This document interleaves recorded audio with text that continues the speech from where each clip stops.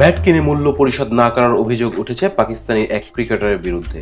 ঘটনাটি ২০২৪ সালের যুক্তরাষ্ট্রে আইসিসি টি-20 বিশ্বকাপ চলাকালীন সময়। খবরটি প্রকাশ করেছে পাকিস্তানের দৈনিক দ্য এক্সপ্রেস টিউবন।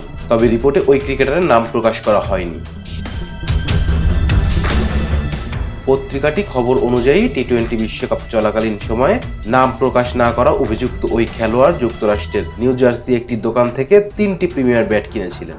দোকানের মালিক নিজে ব্যাটগুলো নিউ ইয়র্কে পৌঁছে দিয়েছিলেন, কিন্তু এখন পর্যন্ত ব্যাটের মূল্য পরিশোধ করেননি ওই ক্রিকেটার। একটি বেসরকারি টিভি চ্যানেলের সাংবাদিক ওয়াহিদ খান নিজের এক্স হ্যান্ডেলে দেওয়া এক টুইটে এই তথ্য জানিয়েছেন। তিনি লিখেছেন, গত টি-20 বিশ্বকাপের সময় পাকিস্তানের এক জনপ্রিয় ক্রিকেটার নিউ জার্সির একটি দোকান থেকে 3টি ব্যাট কেনেন। দোকানের মালিক নিউ ইয়র্কে গিয়ে সেই ব্যাট পৌঁছে দিয়েছিলেন, তবে তিনি এখনো ব্যাটের মূল্য পরিশোধের অপেক্ষায় আছেন এবং সেই ক্রিকেটার তার ফোন কলে সাড়া দিচ্ছেন না। তবে খেলোয়াড়ের নাম প্রকাশ করেননি সাংবাদিক। নাম প্রকাশ না করলেও ওই ক্রিকেটার খুব জনপ্রিয় বলে উল্লেখ করেন তিনি। এমন বিবৃতিকর অভিযোগ তোলার বিষয়টি নিয়ে এখন অনলাইনে জল্পনা সৃষ্টি হয়েছে এবং ভক্তরা খেলোয়াড়ের সম্ভাব্য পরিচয় নিয়ে আলোচনা করছেন।